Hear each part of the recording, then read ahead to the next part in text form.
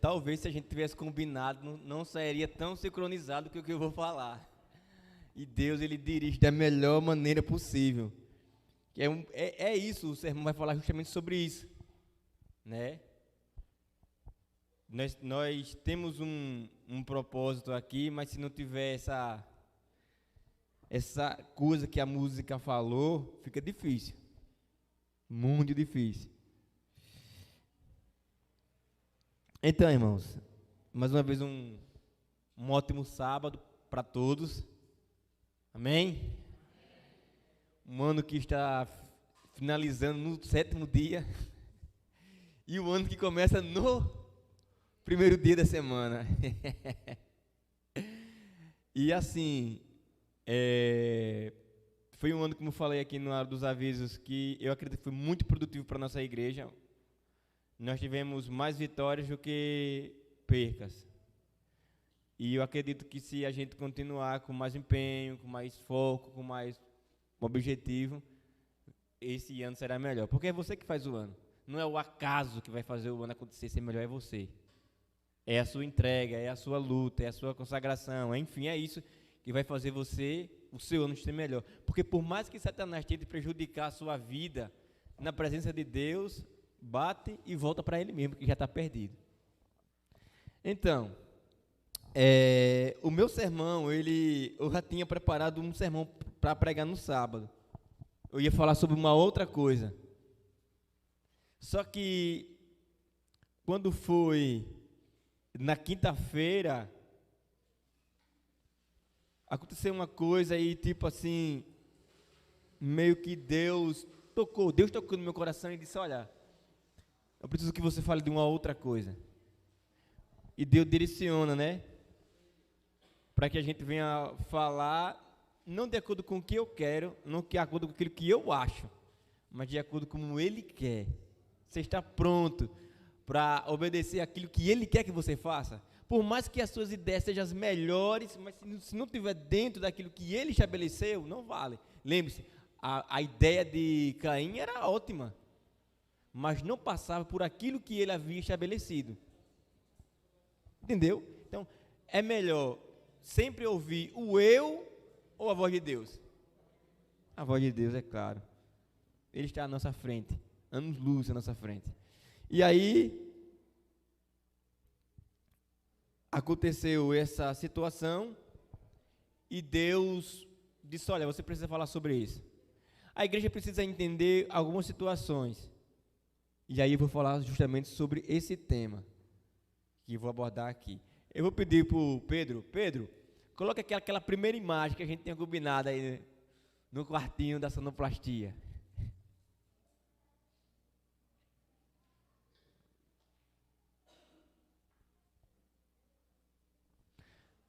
Aconteceu esse fato aqui no nosso país, que foi um fato que repercutiu e ainda está repercutindo em todo o planeta. A morte desse cidadão aí, que tem por nome Edson Arantes do Nascimento.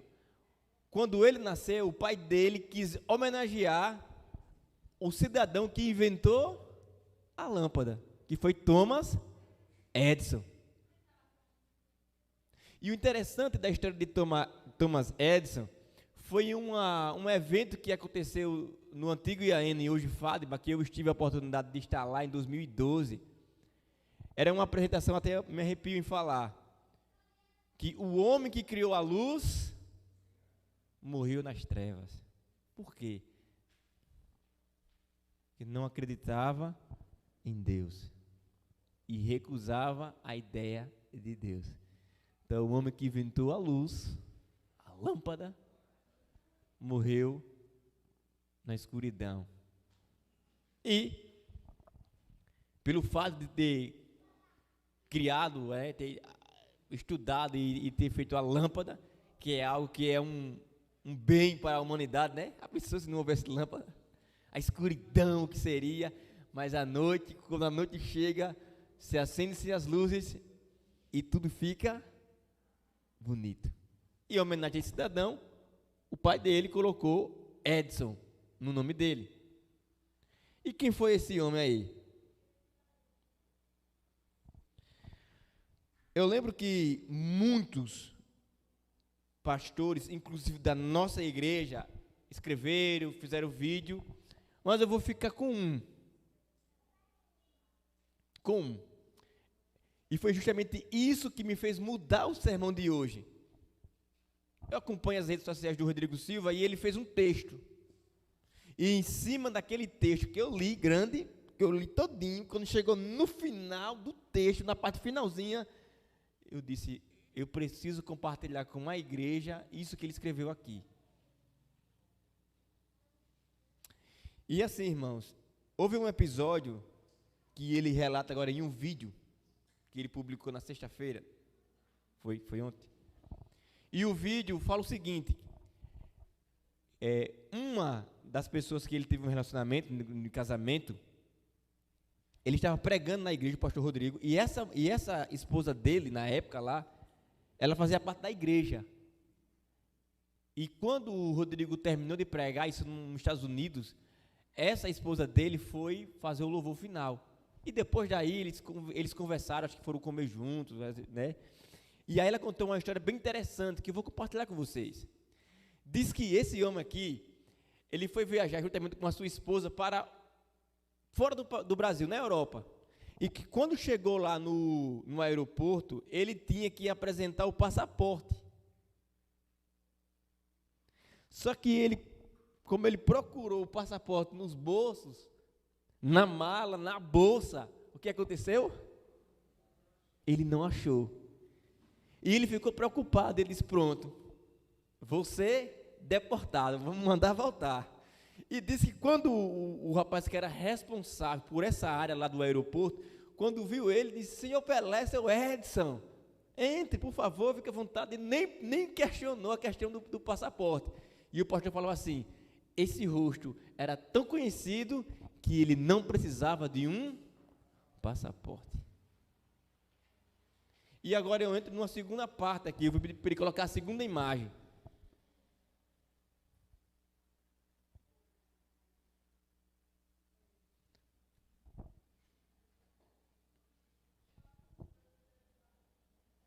E nessa segunda imagem, pronto, essa aqui é legal.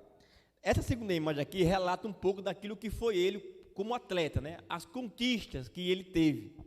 E eu vou ler para vocês aqui algumas. Eu vou começar de baixo para cima. Eu vou deixar a primeira lá como o recheio do bolo. Então, ele encerra a sua carreira nos Estados Unidos e lá ele conquista um campeonato americano de futebol. No Brasil, ele conquistou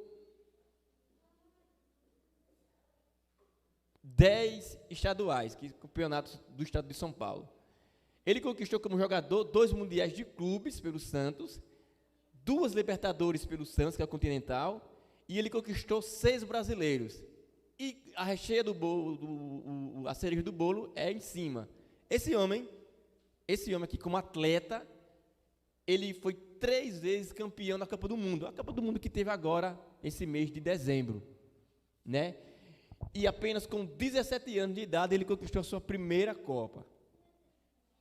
Então, e você olha para o currículo dele, esse cidadão aqui, como atleta, ele marcou mais de 1000 gols.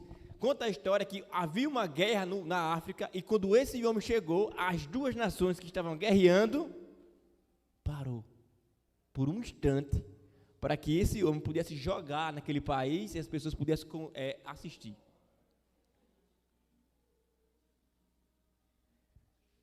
Mas tudo isso acabou quinta-feira. Os status, o dinheiro, a fama, tudo o que havia conquistado como ser humano acabou no seu último sopro, no último fôlego de vida. Aí eu pergunto, qual o sentido do sermão? Próximo.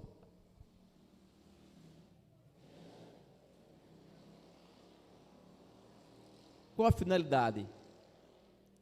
Nós iremos falar sobre isso aqui hoje. A maior de todas as coroas.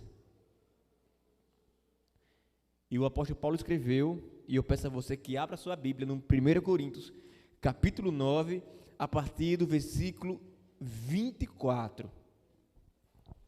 1 Coríntios 9, a partir do versículo 24.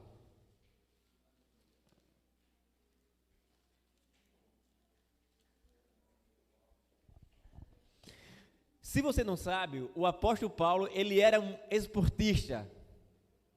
O apóstolo Paulo, ele fazia parte do exército romano. E para você entrar no exército romano, precisaria que você fizesse alguns treinamentos que daria para você a capacidade de se tornar um soldado. E não é diferente de hoje. Se você se alistar no exército, você irá passar por um forte e árduo treinamento para que você se torne um grande soldado. E Paulo, ele tinha essa preocupação com o seu corpo. Ele era digamos assim, um homem que tinha suas capacidades mentais superior a muita gente, era um cara intelectual, mas ao mesmo tempo, ele também era um soldado, diplomado, um guerreiro. Ele fazia parte de Roma, do exército romano. E ele era apaixonado por essa questão do cuidar do corpo, de zelar do corpo. Mas aí, eu vou pedir a licença a vocês para a gente fazer uma oração, para que a gente possa entrar aqui no objetivo da mensagem. Vamos orar. Senhor Deus, nós queremos que o Senhor fale conosco essa manhã. Que o Senhor possa, através da pessoa do Espírito Santo, nos instruir, nos ensinar. E que nós possamos entender a mensagem de hoje. E que nós possamos viver por essa mensagem. Porque existe uma coroa reservada para cada um de nós. E que o Senhor Jesus Cristo quer ter a alegria e a felicidade de colocar em nossas cabeças. E que nada nem ninguém possa nos tirar do chamado, do foco de Cristo. Que nesse momento a gente possa apenas refletir na Tua palavra, que a gente deixe tudo que tiver na nossa volta do lado e que nós possamos focar na meditação de hoje. No doce nome de Jesus. Amém.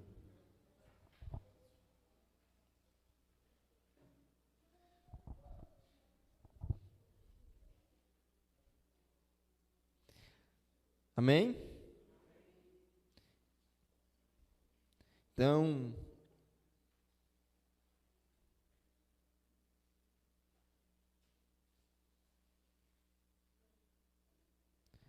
vamos lá.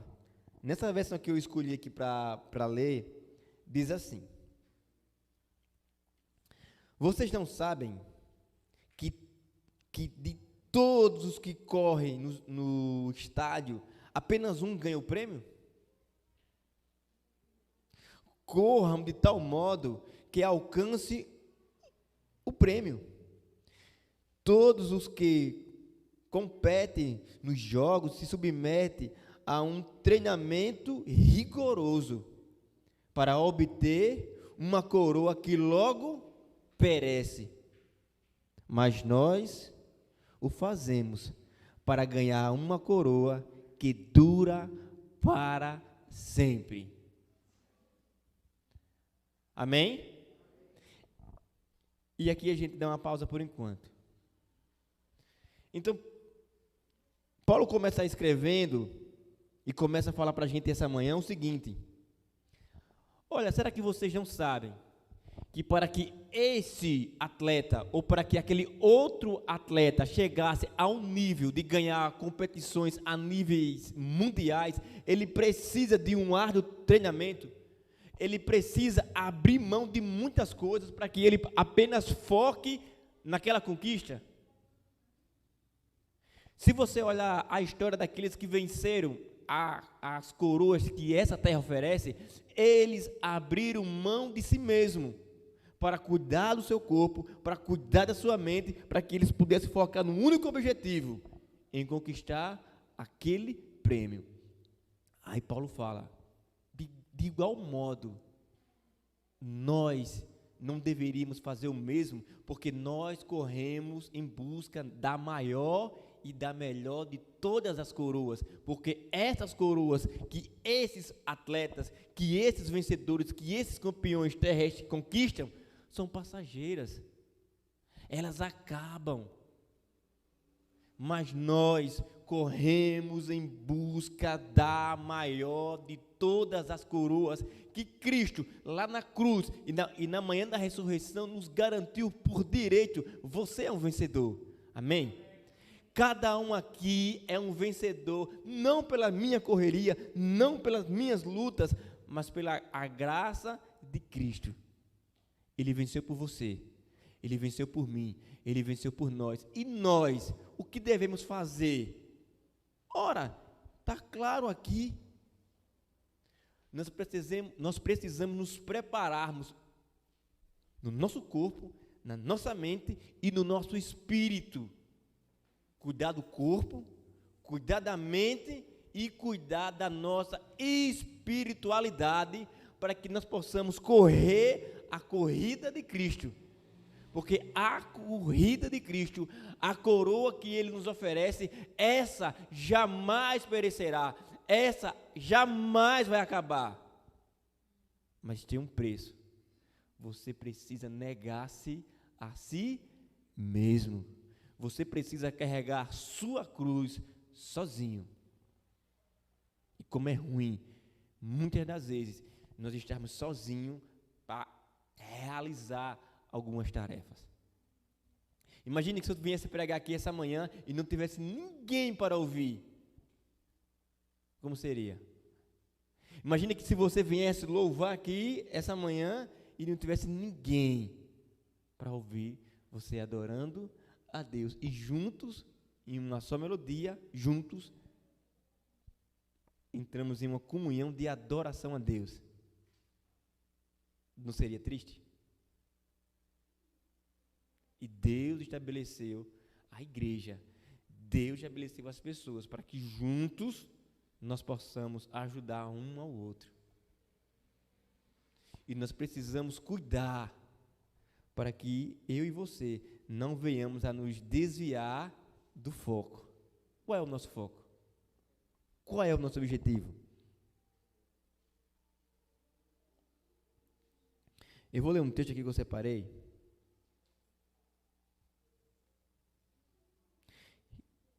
Que diz assim: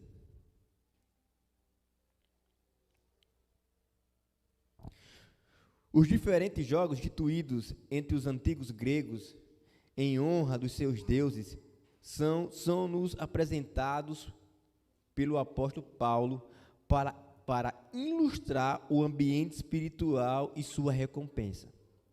Os que deviam participar desses jogos eram treinados na mais severa disciplina.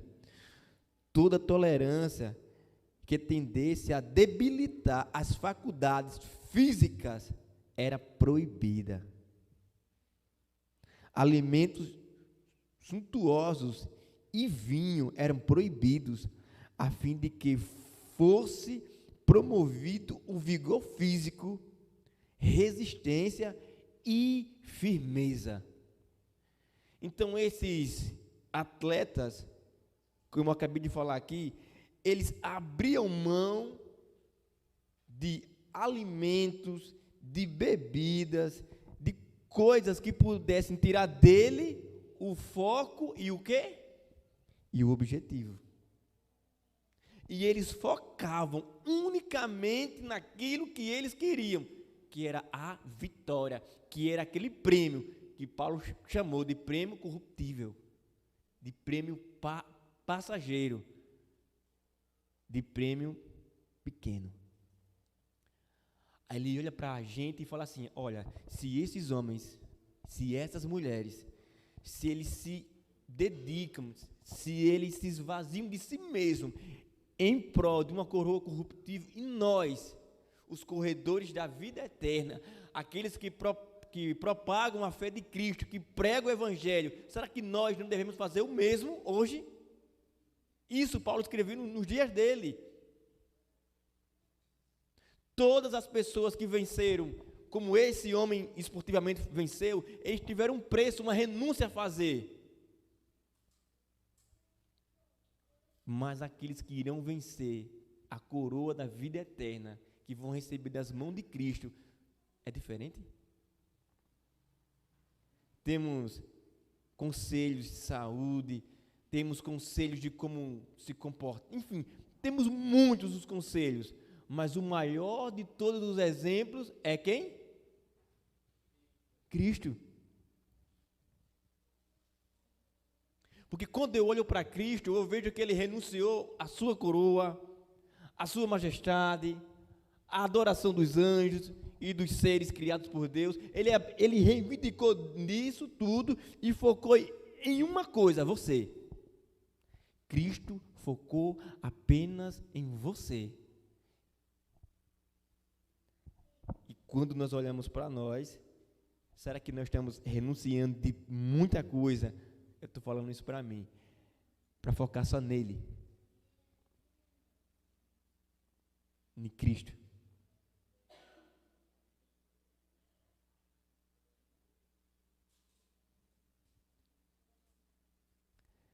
Estava vendo um vídeo de um médico falando de como foi o sacrifício de Jesus. E ele começa a falar da tortura que Jesus teve que enfrentar, até o ponto de não ter capacidade física. Jesus era um homem forte. Jesus não era um homem assim como eu, magrinho. Ele era um forte. Mas os açoites que ele sofreu, a humilhação que ele teve que passar foi tão grande, o tanto de sangue que ele perdeu foi absurdo, que ele não teve capacidade física de carregar a cruz. Ele não conseguiu ir tão bom. E alguém teve que o ajudar a levar aquela cruz. Por que ele fez isso? Porque ele tinha um objetivo na sua mente. O objetivo dele era pagar o preço do meu pecado. O objetivo de Jesus era pagar o preço do seu pecado, do nosso pecado. E para isso ele não mediu esforço, ele foi. Nem que isso tivesse que custar muita dor, e foi doloroso. Até que os soldados o crucificaram.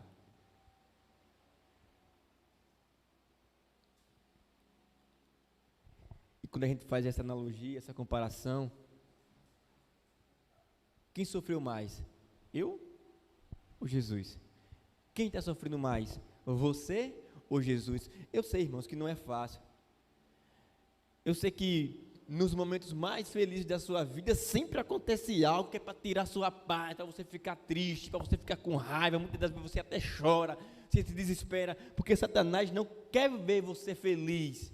Ele não quer ver você sorrindo, ele quer ver você triste, culpando Deus, xingando, lamentando, isolado, até que venha a depressão, e se você não se cuidar, você morre. É isso que o diabo quer. Mas aí quando a gente olha para Jesus, a gente vê um olho de ternura. Eu não lembro bem o ano que aquele filme A Paixão de Cristo foi lançado. Não sei se foi 2004, 2005, não lembro bem o ano. Agora fugiu a mente. E nesse filme A Paixão de Cristo, sabe aquele rapaz que fez o papel de Barrabás? Lembra que teve uma hora que trouxeram Barrabás e colocaram ele do lado de Jesus? No filme, A Paixão de Cristo, de Mel Gibson. Naquele filme, aquele homem, aquele ator que fazia aquele papel, ele disse que quando ele chegou, já na gravação do filme, quando ele olhou para aquele ator ali que estava representando Cristo, e quando ele olhou nos olhos daquele homem, ele disse que por um instante ele viu a ternura dos olhos de Jesus. E ele disse que naquele dia, ele que não era cristão, ele foi tocado de uma forma tão profunda que ele se converteu. Apenas com aquele olhar. Ali ele estava sendo, na encenação, ele está sendo liberto. Ele está sendo salvo para que Jesus pudesse morrer. Mas o olho daquele homem tocou no coração dele. O Espírito Santo trabalha de forma extraordinária. Ele usa quem ele quer, no dia que ele quiser, na hora que ele quer, para salvar uma vida. E aquele homem se converteu, aceitou Jesus, começou a estudar sobre Jesus e foi batizado.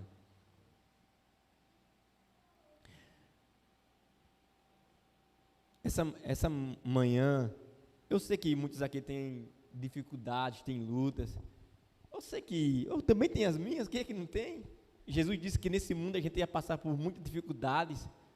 Quando não é em casa, no lar, é fora, enfim. Mas ele faz uma promessa a você: não perca o foco. Porque tem uma coroa reservada para você. Que Jesus quer ter a alegria, ele quer ter a alegria e o privilégio de te dar. E continuando aqui, agora a gente vai para o versículo 26.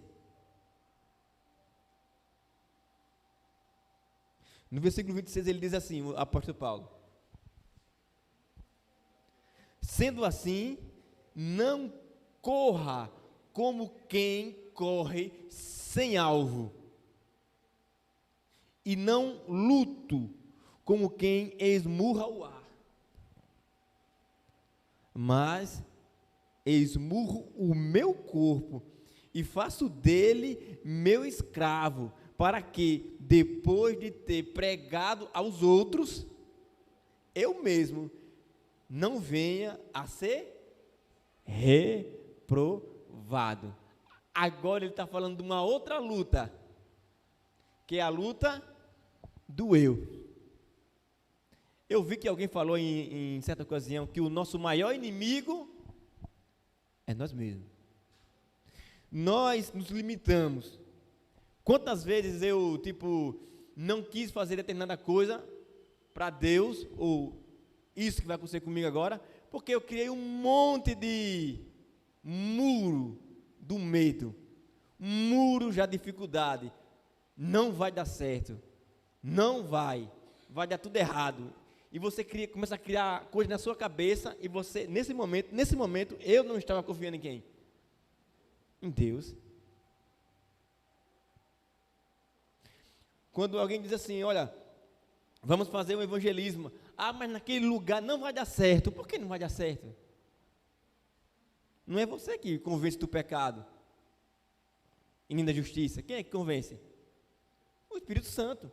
Nunca será você, independente de qual seja o local. Quem tem poder para agir ali é quem é maior do que nós, é Deus. E se você começa a colocar limites a Deus, está difícil. Que cristianismo é esse? Aqui não vai dar certo.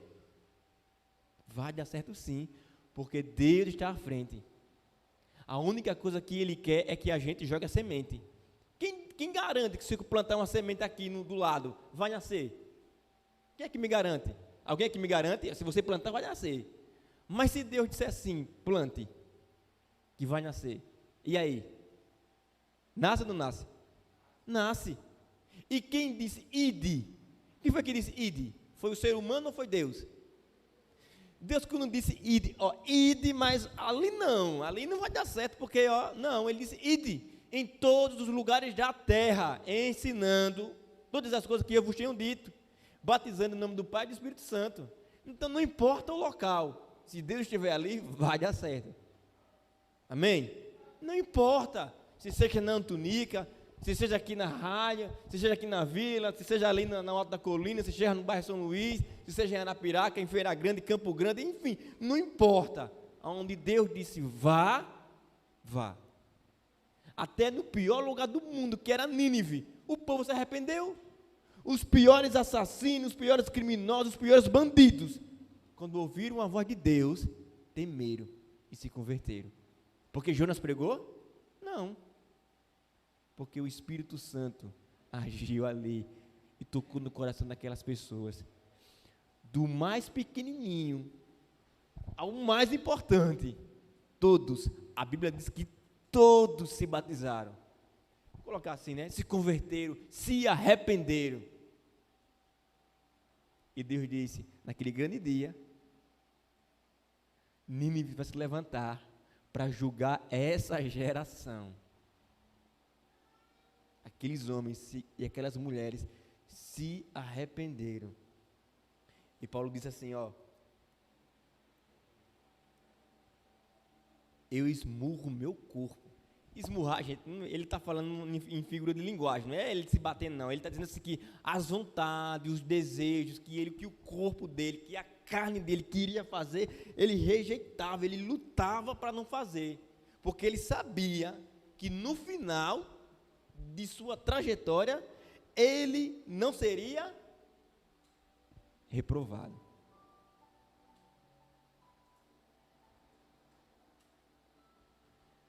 Você sabe o que significa a reprovação de Deus? Sabe o que é a reprovação de Deus? É a perdição eterna. Teoricamente, é mais fácil se perder ou se salvar? Teoricamente, preste atenção. Você já está salvo, sim ou não? Sim, você está salvo, amém? Você está salvo, você está salvo. Jesus pagou o preço do pecado, tu está salvo. A única coisa que você precisa fazer é aceitar a salvação dele e mudar de vida. Porque se a salvação fosse pelos seus esforços, aí sim, aí você deveria se preocupar. Mas não, Jesus já pagou o preço, está consumado, preço pago, perdão estabelecido. A única coisa que você tem que fazer é aceitar esse perdão e seguir a Jesus. Mas não seguir a Jesus, negue-se a si mesmo, carregue a sua cruz. Se esmurre, né? Lute contra o seu próprio eu, que muitas das vezes vence a gente. Eu tenho certeza que assim como eu, você também, algumas vezes, já perdeu para você mesmo. Estou mentindo? Quantas das vezes eu não perdi para mim mesmo? Quantas das vezes eu tomei decisões achando que eu estava sendo certo, até que Deus olhou assim, o tempo passou e Deus disse, Renaí, por que você não me consultou antes de tomar essa decisão? Em tudo, devemos consultar a Deus primeiro. Nunca tome a frente. Eu estava lendo o livro de Provérbios esse dia, e é uma das coisas que a gente mais comete erro. A gente se precipita e acaba fazendo coisas que não deveríamos fazer, porque a gente não tem a capacidade de esperar um pouquinho, de orar, de refletir, e no impulso da raiva, falamos coisas, fazemos coisas, que acaba machucando a gente, e quem está em nossa volta, porque a gente não teve a capacidade de refletir nisso aqui, que ele fala. Tem outro texto que eu vou ler aqui para vocês,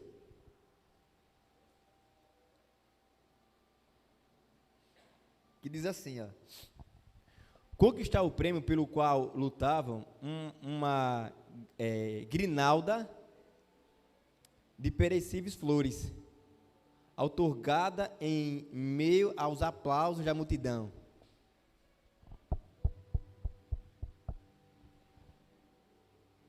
Era considerada a mais alta honra, se tanto podia ser suportado. Tanta renúncia praticada, na esperança de conquistar prêmio tão sem valia. Prêmio que somente um podia alcançar. Quão maior não devia ser o sacrifício, quão mais intensa a disposição para a abnegação, tendo em vista uma coroa incorruptível e a vida eterna.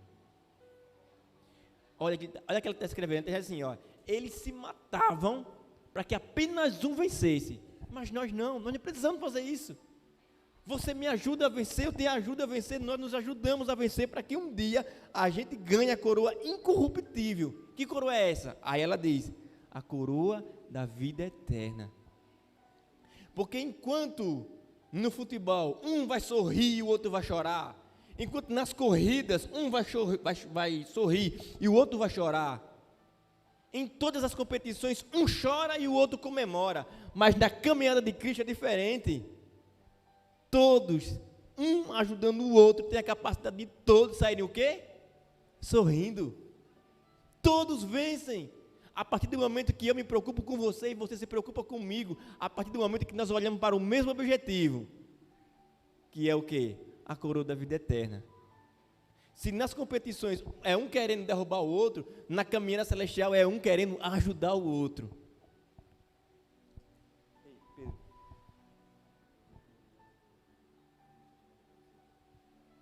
Porque assim, irmãos, olha. Deixa eu beber água.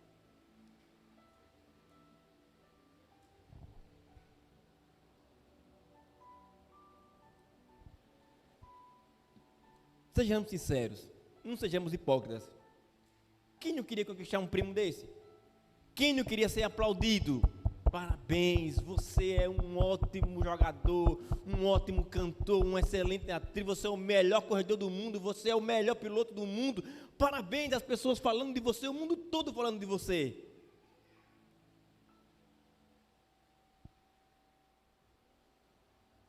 Mas você sabe, deixa eu falar uma coisa para você aqui, que aqueles que vencerão com Cristo, entrarão com Cristo na presença do Pai e serão testemunhas com Ele durante toda a eternidade no céu.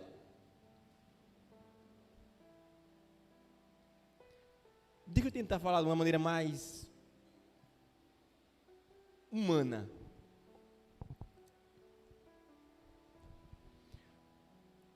Quando o Brasil ganhou sua última Copa, que foi em 2002, quando o avião veio chegando no Brasil, os caças da aeronáutica acompanharam. Eles descem em Recife, um carro do Corpo de Bombeiros estacionado, e eles sobem naquele carro, e eles saem às ruas do Recife, uma multidão acompanhava eles, e eles são exaltados, aplaudidos. Deixa eu falar uma coisa para você aqui. Quando Jesus voltar, os anjos de Deus vão pegar você, e todos os salvos sairão com Cristo em uma grande carreata universal, e Cristo vai levar você aos mundos que não caíram, e todos irão festejar, porque Cristo te salvou, e Cristo vai dizer: esse é o meu povo, foi por esses que eu morri, e eles estarão comigo e com vocês durante toda a eternidade para sempre. É como que eu e você fôssemos os troféus que Cristo vai ter o orgulho de exibir para toda a sua criação. Sabe qual vai ser a maior de todas as coroas? A maior de todas as coroas vai ser a de Cristo, porque cada pedrinha da coroa de Cristo, cada estrela representa aqueles que aceitaram o seu precioso sacrifício. A coroa de Cristo vai ser a maior, vai ter mais estrelas, e nós iremos olhar para Ele, para a coroa dele, e você vai se ver nela, porque o orgulho daquele que um dia usou uma coroa de espinhos, que feriu sua cabeça e derramou sangue, agora vai ser usar a coroa da glória, que vai ter a tua estrelinha lá, que representa você, porque você escolheu, você aceitou, você viveu por Ele, você se entregou a Ele, você enfrentou as adversidades. Quando as pessoas humilharam você, você não desistiu de Jesus, você continuou, e o universo vai conhecer você, vai ver o teu rosto, porque você tem um rosto, e naquele dia, o céu vai aplaudir a conquista de Cristo, que é você, que sou eu, que somos nós. Isso tem preço? Isso não tem preço. Tudo esses ensaios que o diabo faz aqui é da verdadeira festa que está preparada. para aqueles que aceitaram a Jesus Cristo. Existe um livro, o livro da vida, onde Cristo tem um prazer e alegria de colocar o seu nome lá. E quando ele viajar pelo universo, ele vai estar com esse livro em suas mãos, porque aquele livro representa a vitória daqueles que caminharam com ele. Para finalizar, nós estamos finalizando. Em 2 Timóteo, capítulo 4.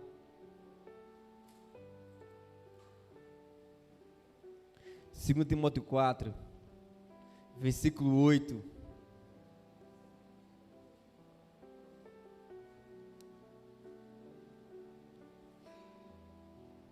Tem uma mensagem para nós. Tem mensagem para mim, tem mensagem para você.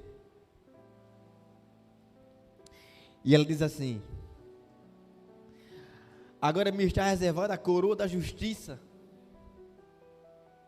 que o Senhor, justo juiz, me dará naquele dia. E não somente a mim, olha, ele não se alegra só por si, mas ele compartilha essa alegria. Ele diz: não somente a mim, mas também a todos os que amam a sua vinda. Veja, enquanto os vencedores dessa terra se gloriam na sua vitória e da derrota de outros, na corrida espiritual é diferente. Nós celebramos a nossa vitória e muito mais a dos outros. Eu venci, mas ele venceu também. Aleluia, glória a Deus. Eu não vou estar sozinho naquele dia. Outras pessoas, milhares, centenas, dezenas, milhões, bilhões de pessoas vão estar comigo, comemorando a vinda de Cristo. Sabe por que você está vivendo? Você vive por um dia, pelo dia da vinda do Senhor Jesus, o dia mais espetacular da história da criação, porque para sempre o mal deixará de existir. É por isso que você vive por esse dia. Você não vive por causa de um salário mínimo, você não vive para pagar suas contas, você não vive para comprar roupa, automóveis, casas, você não vive para isso. Você vive por um dia, que é o dia do Senhor. É por isso que você vive por esse dia.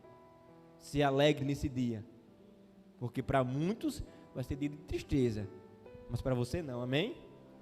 Para você vai ser o dia mais fantástico da sua vida.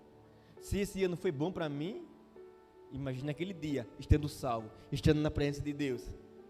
Não tem preço. Que Deus nos abençoe. Que Deus possa resplandecer sobre nós o seu caráter. E que a gente possamos refletir o caráter dele para outras pessoas. Deus nos abençoe. Deus nos guarde. Tem uma coroa. Tem uma coroa. Não essa que o Pelé ganhou. E que tantos outros ganharam. Porque essa, infelizmente, é passageira. Essa termina com a morte. Mas tem uma coroa reservada para mim e para você, que não tem preço. E que ela é eterna. E que ela foi comprada a preço de sangue. E ela é sua. Ela é minha. Ela é nossa. Porque Jesus nos deu. Amém? A Priscila vai vir louvar para a gente finalizar.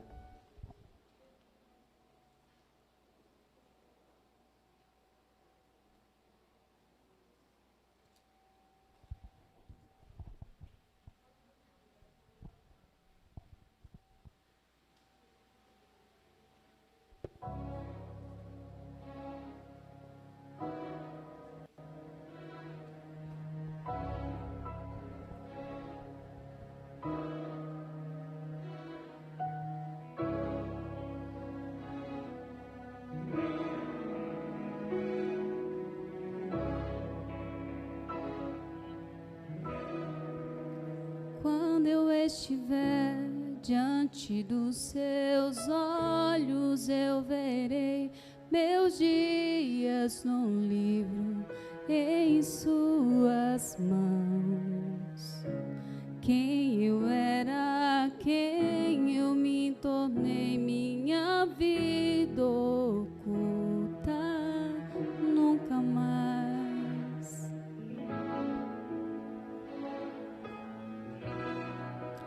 Quando eu estiver diante do seu trono, vendo as minhas páginas em suas santas mãos, que fui comprado por seu sangue, então não haverá louvor o suficiente para provar o que eu senti. Não há palavras que vão dizer do temor que haverá em mim. E eu direi: Tu és santo, eu verei como és santo, não como por um espelho, mas face a face o verei. Vou servi-lo pela eternidade, quem um dia na cruz o seu eterno amor eu ganhei. Tu és santo, Tu és santo,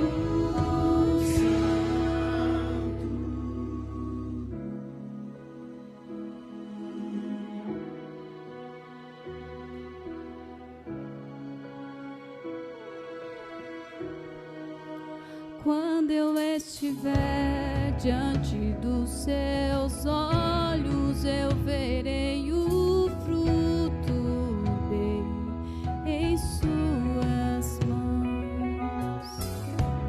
Eu verei seu sonho todo renovado, como era desde o princípio.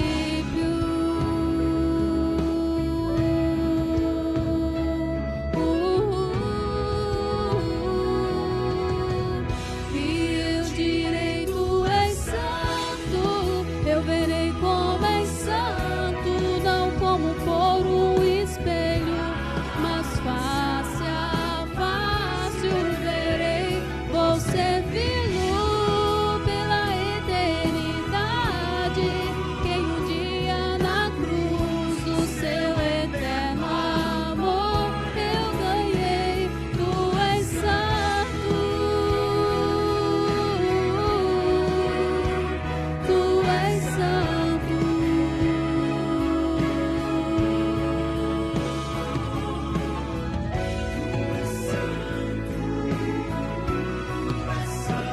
Tu és santo.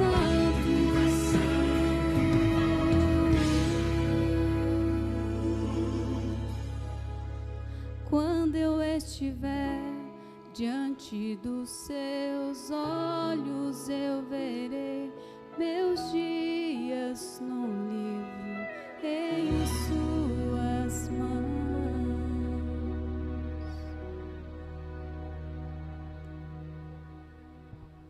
Amém?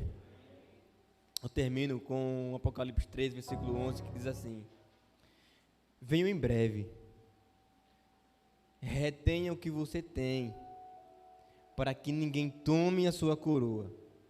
Não é que eu vou tomar a coroa da Franciele ou ela vai tomar a minha, mas a Bíblia diz que tem um leão aqui que ruge, querendo nos devorar. Quem é ele? Satanás. Ele anda em nosso derredor tentando tomar a nossa coroa. Que a gente possa se despertar para isso. A coisa mais preciosa que Deus nos deu e nos ensina: perdão.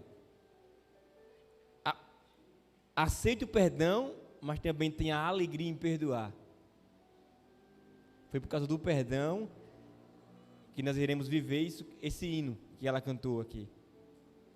Imagine você sobre o mar de vidro,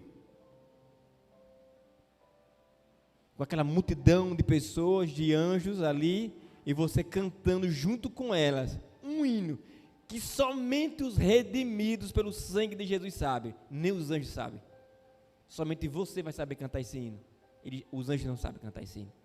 Só você vai cantar esse hino lá. Sabe por que você vai cantar esse hino lá? Porque você já está cantando aqui na terra, através da sua vida, das suas escolhas, na sua renúncia. Não é fácil, mas Jesus disse que não seria, mas Ele garantiu o suporte. Estarei com você todos os dias, até o fim. Amém? Que Deus nos abençoe. Um dia nós iremos viver esse hino na presença dEle.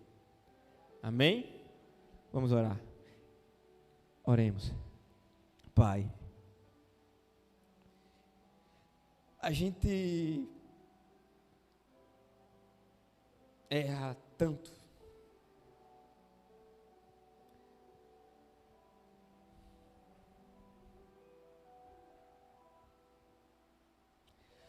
Às vezes trocamos coisas maravilhosas por coisas tão insignificantes.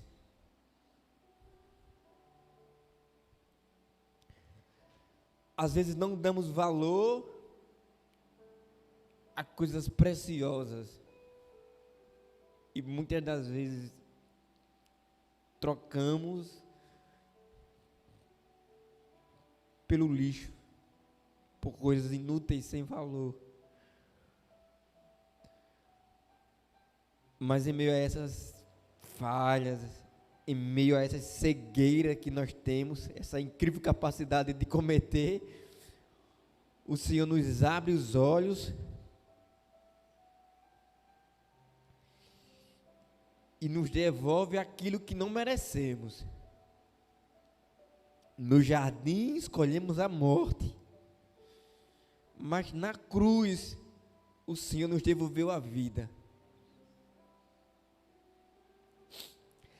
Nas nossas vidas cometemos muitos erros, mas por causa da sua misericórdia, o Senhor nos oferece uma segunda chance. E quanta segunda chance o Senhor tem oferecido para cada um de nós no decorrer da nossa caminhada, no decorrer das nossas vidas.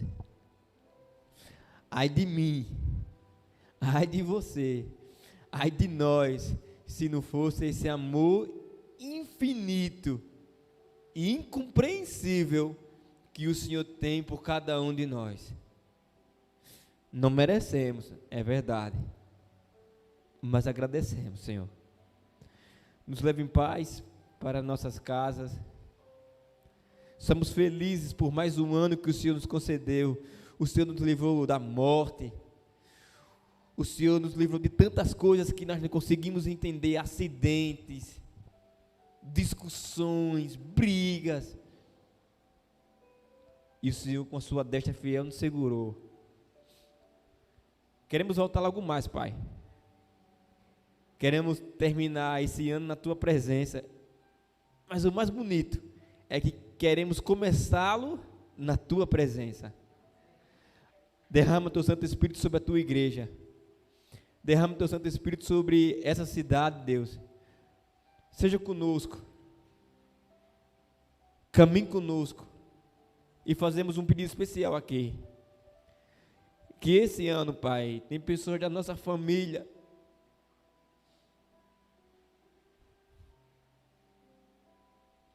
que nós entregamos em Tuas mãos.